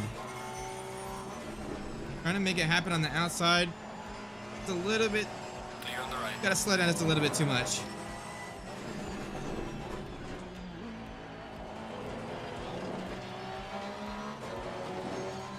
Car feels really good though.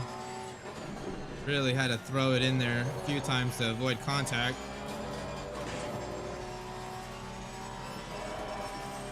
Porsche's gonna suffer just a little bit on top end speed. You know, it's got an inline 6, little boxer inline 6, so it's not gonna have the power of the V8s. If we can keep up in the corners, what we might do. Okay, we've gained 2 positions, so we're up to P8. Let's see if we can keep gaining now.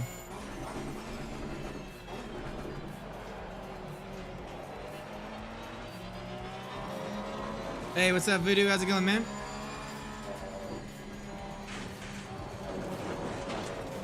Oh my god. Got some light damage on the front. That damn curve. All right, let's restart. That was totally my fault. That did not happen, guys. You guys did not see that. That curve, man, it's you want to cut it close, but I keep hitting it. It just kills the car. Let's stop acting an idiot here. That was a good start too, unfortunately. Voodoo said, raced it in a Kyalami League race. Most fun racing in a while. Trying to make the crippled McLaren as wide as possible. Yeah, no, McLaren's a lot of fun. I love that car. I am not really good at Kyalami though. As you just saw, this curve just completely killed me. I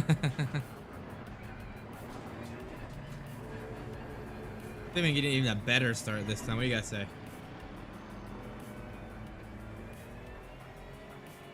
God, it's hot in this room. Yeah, very true. Very true, Voodoo. Alright, we're dragging this brake.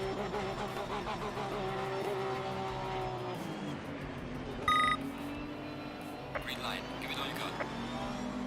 Oh. That was very, very scary. This Bentley, man. Oh, this McLaren's got a good run on me because I had to get on the brakes to avoid contact. Clear on the left. Car Oh, on the 3 left. wide. Let's make it 3 happen. wide. All clear. 3 wide. All clear. Clear on the left.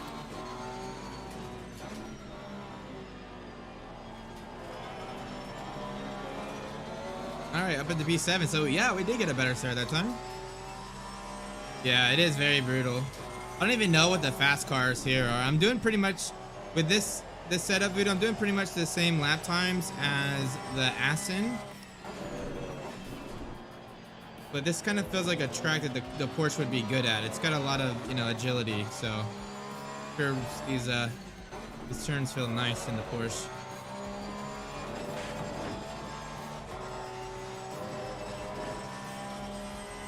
Yeah, I can't drive the Bentley Epic Sim Racing. I don't know, man. It's just something about it just does not go with my style. Ooh, this guy just bumped me from behind. That wasn't cool. You got any damage? Oh, we got 1.4 seconds of damage. What a jerk. Alright, we're gonna make a pass happen here on the inside. Oh. Clear on the left. Backed out just a little bit so I could see that, so I didn't hit the curb again. Car feels fine, even though we got a little bit of damage there from him hitting us in the back. That's so funny that the AI can hit you like that. It's so realistic. Audi and the Porsche are the best cars. Yeah, the Porsche would not surprise me, honestly. The car feels pretty good here. Maybe lose out a little bit on the front and back straights, but in a draft, you know, you can keep up. But in the corners, man, the car just feels amazing.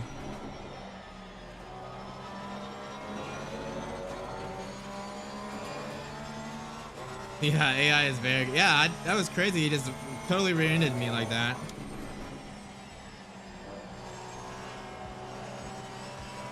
Okay, we're gonna catch him and then get the position back.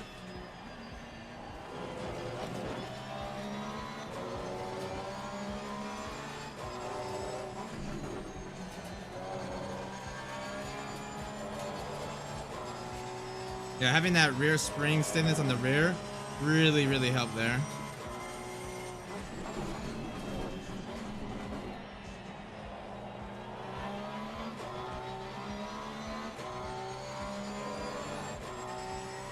All right, come on, let's catch these guys.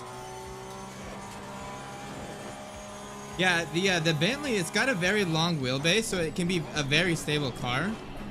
I don't know, it's just something. I'm really good with the front engine cars, but I just can't drive the Bentley. Just funny because it's a front engine car. But yeah, I prefer the Assetto or the Lexus. Even the BMW, I just get too loose. I think what it is the Bentley, because it has such a long wheelbase, is very easy to slide it around corners, and I think I just slide it around a little bit too much here. All right, we're gonna make it happen right here on the inside. Car on the right. Clear on the right. You better stay over. Thought he was gonna come into my lane. Oh, got it done. Nice.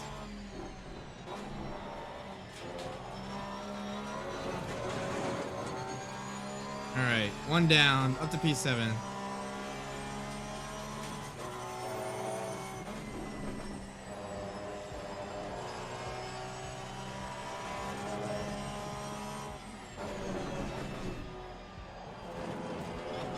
How you doing tonight, by the way, Voodoo? I haven't. It's been a while since we all kind of talked and hung out.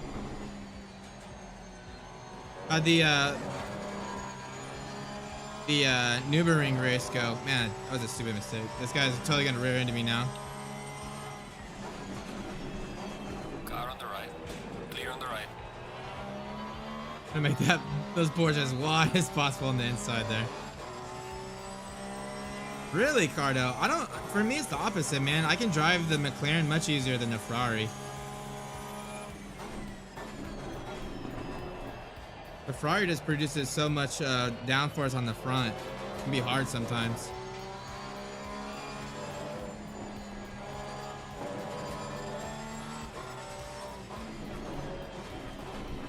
Oh, he's going on the inside on me.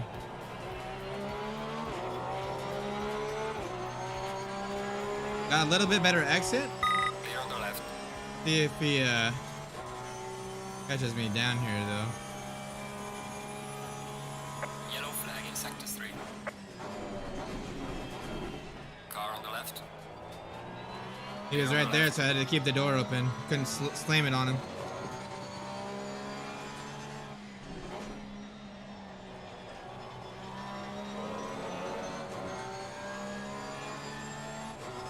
Oh man, that's so unfortunate. Dude, Shooter just gets such bad luck, I feel like. Like when you guys did the RCI race and I don't know, you guys just get so unlucky, I feel like.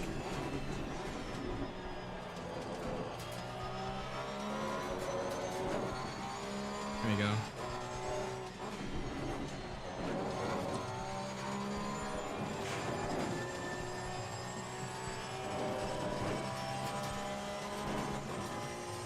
Interesting. Wow. Did you guys see that? Did it again. I got 4 seconds worth of damage now. What an idiot. Alright, well I guess this is a good, let's see how the setup feels with 4 seconds of damage because of, dumb drivers. Man, they've made this AI super realistic, haven't they?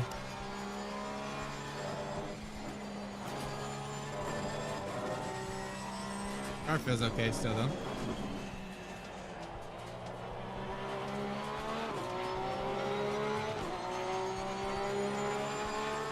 Yeah, no, I totally get that. The Ferrari, the Ferrari just it's kind of a unique beast, man. It's like a very well engineered car, but this has very small operating windows, right? But it honestly is an aero beast. Like the new Ferrari Evo is crazy good on the amount of downforce it produces. Little loose there, probably because of the lack of the rear wing now. Oh, gotcha, Voodoo. I mean, didn't you guys get unlucky at the start of the RCI race, though? If I remember right, someone, like, killed you guys. Or maybe that was the Spa race. I think, okay, maybe it was the Spa race I'm thinking of.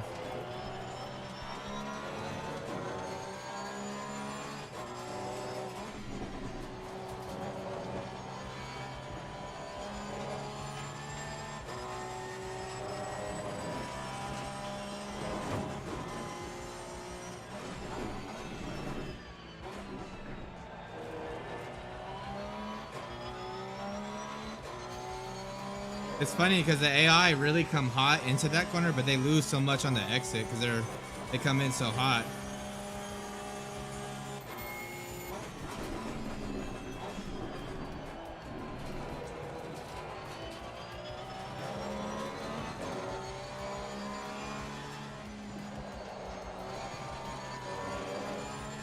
Oh yeah, that's what it was. Yeah, I remember watching your video of that race and that crazy pileup that happened down the front straight at Spa. That was funny to watch. I don't know if we're gonna be able to catch these guys with 4 seconds of rear damage, but we're really just trying to test the setup to make sure we don't lose it.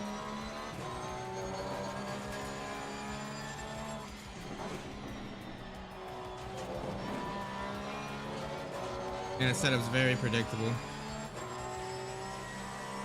Oh man.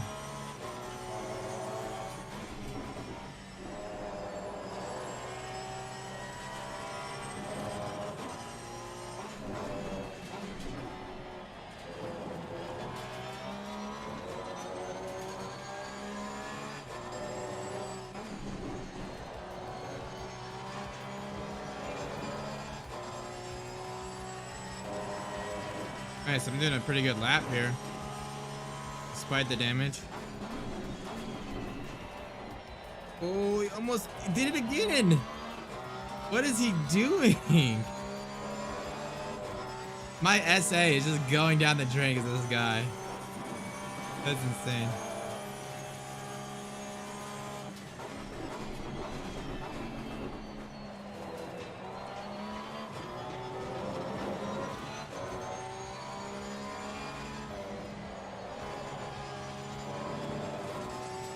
One second, Voodoo.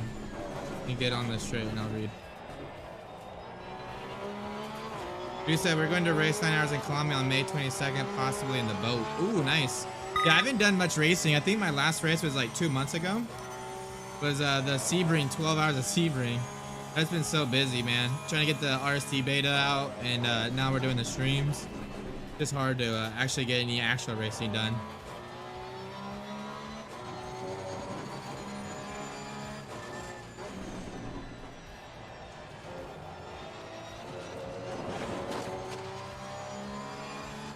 Trying to pull a little bit of a gap here.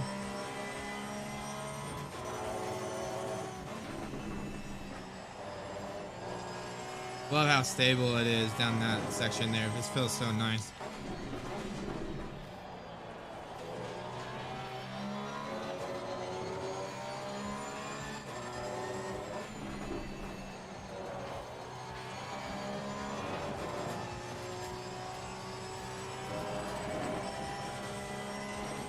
Yep, Carter, that's the one.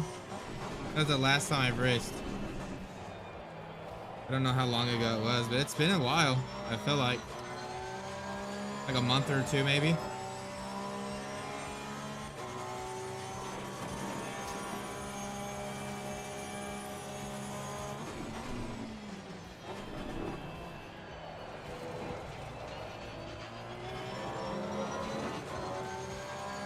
Yep, yeah, the CA is a fun car, man. I really enjoyed that. Ooh, I clipped the curb. Really easy to be consistent with the Porsche right now. Okay, a month. I guess that's not too bad then. We're definitely gonna watch the replay of this car just completely destroying us.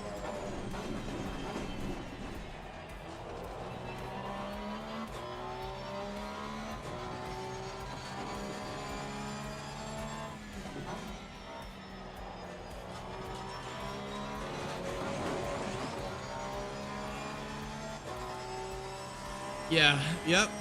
Yeah, we've done pretty good in iRacing this year. You know, I think we won the 24 hours of Daytona. We won the 12 hours of Bathurst. We won the Sebring 12 hour. We didn't do the last race, the Nordschleifer. We thought about it.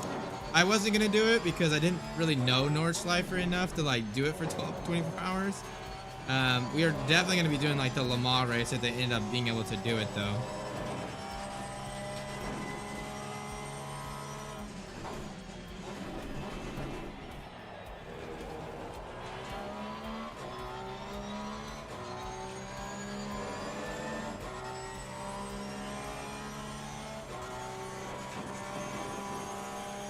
Right.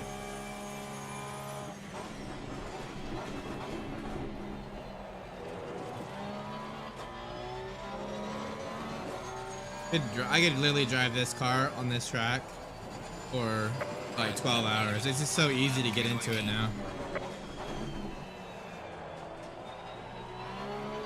Which is funny, you don't really think of the Porsche as being like a really comfortable car for endurance racing, but this setup feels really good. Yeah, Epic Sim Racing, I haven't told anyone this, but when the SRO America series comes out, hopefully in the next like week or so, I'm definitely gonna try to compete. I think we would have a fairly good shot. You know, they're trying to keep the series to the group, so the SRO America would only have people from America. I think because we don't have all the really fast Euro guys, I think that might give me an actual shot of doing fairly well. We'll try to do that probably.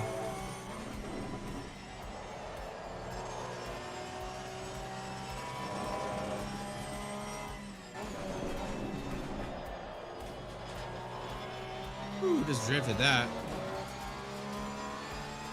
Yeah, it'll be a lot of fun.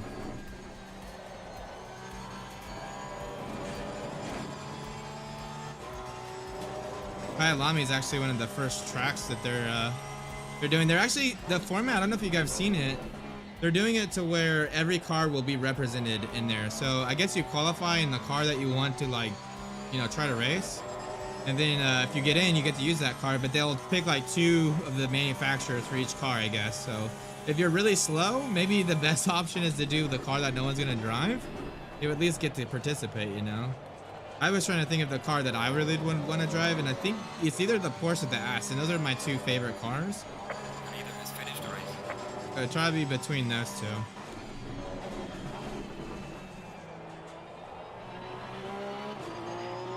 Now they got a Porsche setup. Maybe the Porsche is more of an option.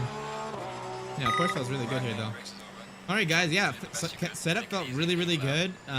Really no issues from a setup. We did get rammed a few times, so the car even felt good with some damage there. Let's look at the. I want to watch the replay, but I want to look at the tire wear too. Let's look at the setup real quick. Okay, look at this tire wear. 2.81 on the front right, 2.78, 2.82, 2.4. And I think this rear right tire wear is even a little higher because when I was getting damage, I think it was hitting the rear. So I'm pretty happy with the setup, guys. Felt really, really good. Let's watch the replay though. If you guys have any questions or anything, let me know in the chat before we end the stream. But let's watch this replay. I gotta watch this carnage from the AI here. It's absolutely brutal. A2 Grub said, have you seen Niall video where he showed us how to lock in the rear ride height to a static position? It works when I saw it. Yeah, he was talking about bump stops. We actually have a article post on the Discord talking about bump stops and how you can use them to control the aerodynamics. Definitely check it out. Explains like underbody aerodynamics and the relationship between a fluid's, you know, inlet area, the pressure, and the velocity. Let's go ahead and watch this real quick. I'm gonna put a little bit of music on. Let me know if this music's a little too loud. All right, let's watch this start real quick. Car looks awesome. I love the Porsche with the red and black livery. It looks really cool.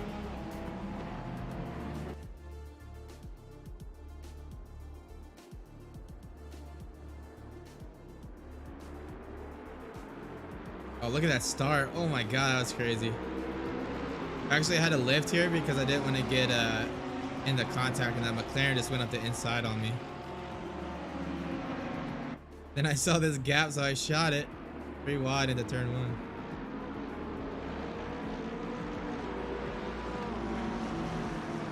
Very nice. The body language of the car is just really nice. This looks really gripped up, really planted.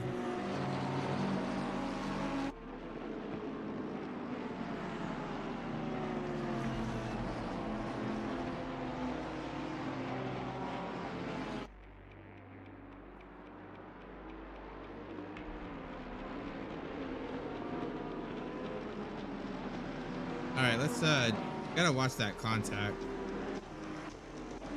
I don't remember what lap it was. Let's do the chase cam.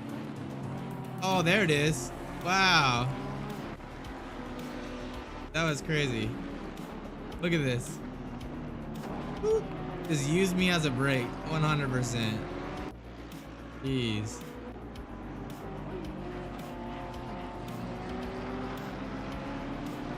Contact that time.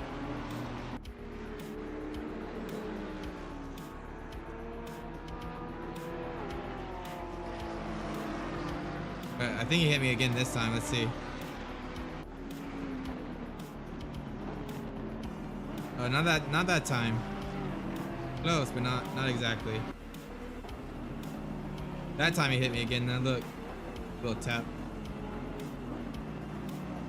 Every time, that's crazy. All right, I think that'll be it. All right, guys, that's going to be the end of the stream. I hope you guys enjoyed it. If you have questions about the stream, or you just were curious about something I did when I was doing the setup, let us know in the comments down below. I'll try to, you know, respond to the comments or on Discord. The link to the Discord and the RSC website is on the description of the video. The next few days, over the next week or two, we are going to be doing these setups for all of Kyalami. I don't know what car we'll do next, so if there's a car you want me to do, let me know in the Discord channel, and we'll try to do that one next. We actually got the request to do the Porsche today, so that's why we did it. But we're going to do all the cars for you guys, and you guys can watch the process, and then hopefully in the next week or two, these setups will be available on our website. We do have Imola, Silverstone, and Spa setups already on the website. It's racingsimtools.com/setups.